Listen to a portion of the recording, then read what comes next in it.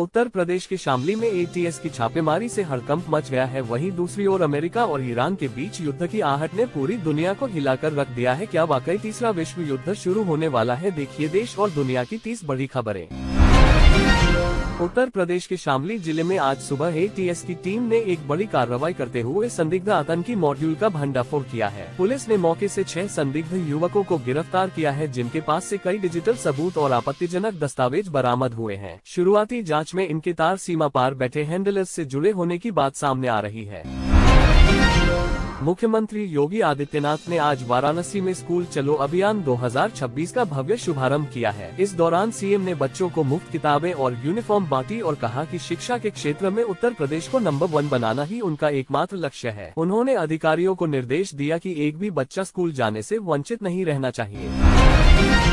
Samajwadi party के मुखिया अखिलेश यादव ने भाजपा सरकार पर तीखा हमला बोलते हुए कहा है कि पीडीए की बढ़ती ताकत से सत्ताधारी दल पूरी तरह घबरा गया है। अखिलेश ने दावा किया कि उत्तर प्रदेश की जनता इस बार ईवीएम के जरिए भाजपा को करारा जवाब देने के लिए तैयार बैठी है और प्रदेश में बदलाव की लहर साफ दिखाई दे रही है। प्रयागराज में 21 साल पुराने चर्चित दंपति हत्याकांड की फाइल एक बार फिर से खुल गई है। इस मामले में पुलिस ने जेल में बंद माफिया के भाई से लंबी पूछताछ की है। बताया जा रहा है कि पीड़ित बेटी की लगातार अपील के बाद प्रशासन ने इस पुराने केस की दोबारा जांच शुरू की है, जिससे शहर के अपराधियों में हड़कंप मचा हुआ है। मेरठ के पौष इलाके में आज दिन दहाड़े बदमाशों ने एक बड़े सर्राफा कारोबारी की दुकान पर धावा बोल दिया और लूट की कोशिश की। विरोध करने पर बदमाशों ने अंधाधुंध फायरिंग की और मौके से फरार हो गए। इस घटना के बाद व्यापारियों में भारी आक्रोश है और पुलिस की कई टीमें सीसीटीवी फुटेज के आधार पर बदमाशों की तलाश में जुटी हैं। कानपुर पुलिस ने एक अंतर्राष्ट्रीय फर्जी कॉल सेंटर का पर्दाफाश करते हुए 5 शातिर ठगों को गिरफ्तार किया है। ये लोग तकनीकी सहायता के नाम पर विदेशियों को अपना निशाना बनाते थे और उनसे लाखों डॉलर ऐंठ लेते थे। पुलिस ने इनके पास से भारी मात्रा में विदेशी सिम कार्ड और हाईटेक लैपटॉप बरामद किए हैं, जो ठगी में इस्तेमाल होते थे। बुलंदशहर में पुलिस और आबकारी विभाग की संयुक्त टीम ने एक अवैध जहरीली शराब की फैक्ट्री पर छापा मारा है। कार्रवाई के दौरान सैकड़ों लीटर कच्ची शराब को मौके पर ही नष्ट कर दिया गया। हालांकि मुख्य आरोपी पुलिस को चकमा देकर फरार होने में सफल रहा, जिसकी तलाश में पुलिस की टीमें आसपास के गाँवों में लगातार दबिश दे रही हैं। प्रतापगढ़ जिले में चुनावी रंजिश को लेकर 2 पक्षों के बीच जमकर खूनी संघर्ष हुआ, जिसमें एक व्यक्ति की मौत हो गई और करीब आधा दर्जन लोग गंभीर रूप से घायल हैं। स्थिति की गंभीरता को देखते हुए पूरे गांव में भारी पुलिस बल और टीएस बड़ी तैनात कर दी गई है, ताकि हिंसा को और बढ़ने से रोका जा सके। नोएडा अथॉरिटी ने आज बड़ी कार्रवाई करते हुए करोड़ों रुपए की सरकारी जमीन को भू माफियाओं के कब्जे से मुक्त कराया है। बाबा का बुलडोजर आज सुबह ही अवैध कॉलोनियों पर चला, जिससे अवैध निर्माण करने वालों में भगदड़ मच गई। प्रशासन ने साफ कर दिया है कि सरकारी जमीन पर कब्जा करने वालों को किसी भी कीमत पर बख्शा नहीं जाएगा। पश्चिम बंगाल की मुख्यमंत्री ममता बनर्जी ने आज भवानीपुर विधानसभा क्षेत्र से अपना नामांकन दाखिल कर दिया है। इस दौरान उन्होंने भारी जनसैलाब के साथ पैदल मार्च किया और केंद्र की भाजपा सरकार पर जमकर निशाना साधा। ममता ने कहा कि बंगाल की जनता बाहरी शक्तियों को कभी स्वीकार नहीं करेगी और जीत तृणमूल कांग्रेस की ही होगी। चुनाव आयोग द्वारा पश्चिम बंगाल की मतदाता सूची से करीब 27 लाख संदिग्ध नाम हटाए जाने के फैसले पर ममता बनर्जी ने गहरी नाराजगी जताई है। उन्होंने इसे लोकतंत्र की हत्या करार देते हुए सुप्रीम कोर्ट जाने की चेतावनी दी है। ममता का आरोप है कि भाजपा के इशारे पर उनके समर्थकों के नाम जानबूझकर मतदाता सूची से काटे गए हैं। प्रधानमंत्री नरेंद्र मोदी ने आज देश को संबोधित करते हुए महिला आरक्षण को विकसित भारत की पहली प्राथमिकता बताया है। पीएम ने कहा कि नारी शक्ति की भागीदारी के बिना भारत का विकास संभव नहीं है और उनकी सरकार महिलाओं को आर्थिक और सामाजिक रूप से मजबूत करने के लिए प्रतिबद्ध है, जिसके लिए कई नई योजनाएं लागू की जा रही हैं। यूपी में गन्ना किसानों ने आज संभल में अपनी मांगों को लेकर उग्र प्रदर्शन किया और गन्ने की होली जलाई। किसानों की मांग है कि गन्ने का समर्थन मूल्य कम से कम 600 रुपये प्रति क्विंटल किया जाए और बकाया भुगतान जल्द से जल्द दिलाया जाए। किसान नेताओं ने चेतावनी दी है कि अगर मांगे नहीं मानी गयी तो वे बड़ा आंदोलन करेंगे।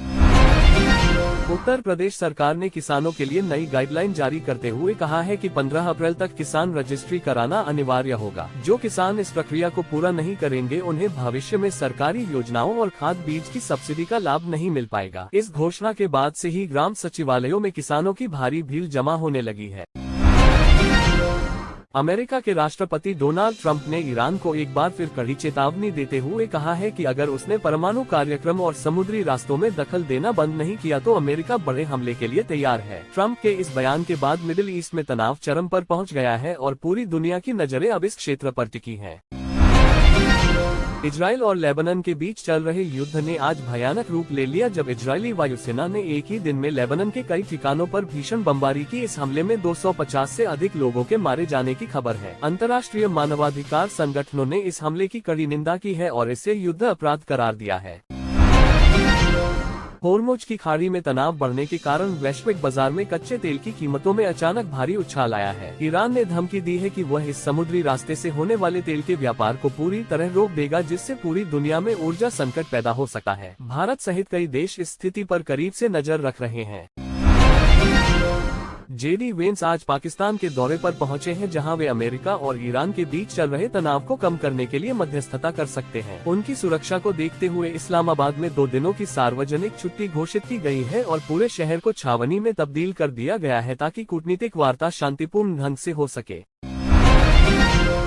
रूस और चीन ने संयुक्त राष्ट्र सुरक्षा परिषद में अमेरिका द्वारा लाए गए ईरान विरोधी प्रस्ताव के खिलाफ अपने वीटो पावर का इस्तेमाल किया है। दोनों देशों का कहना है कि अमेरिका एक तरफा कार्रवाई करके दुनिया को तीसरे विश्व युद्ध की ओर धकेल रहा है। रूस ने साफ किया है कि वह ईरान के खिलाफ किसी भी सैन्य कार्रवाई का समर्थन नहीं करेगा।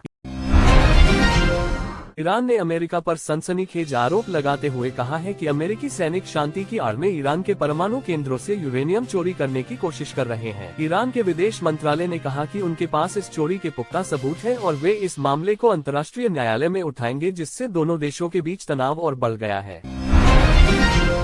भारत में जनगणना 2027 की प्रक्रिया आज से आधिकारिक तौर पर शुरू हो गई है। प्रधानमंत्री नरेंद्र मोदी ने खुद डिजिटल माध्यम से अपनी जानकारी दर्ज कर इस अभियान का आगाज किया। सरकार का लक्ष्य है कि इस बार की जनगणना पूरी तरह से पेपरलेस और डिजिटल हो ताकि सटीक आंकड़े जल्द से जल्द उपलब्ध कराए जा सकें।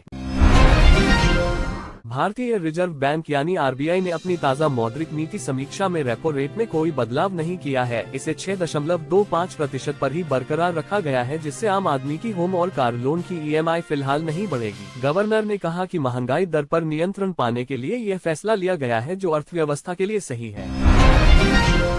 दिल्ली और नोएडा की सीमाओं पर आज हजारों की संख्या में किसानों ने डेरा डाल दिया है। वे अपनी विभिन्न मांगों को लेकर संसद का घेराव करने के लिए दिल्ली में प्रवेश करना चाहते थे, लेकिन पुलिस ने भारी बैरिकेडिंग और आंसू गैस के गोलों का इस्तेमाल कर उन्हें रोक दिया है, जिससे दिल्ली एनसीआर में लंबा जाम लग गया है।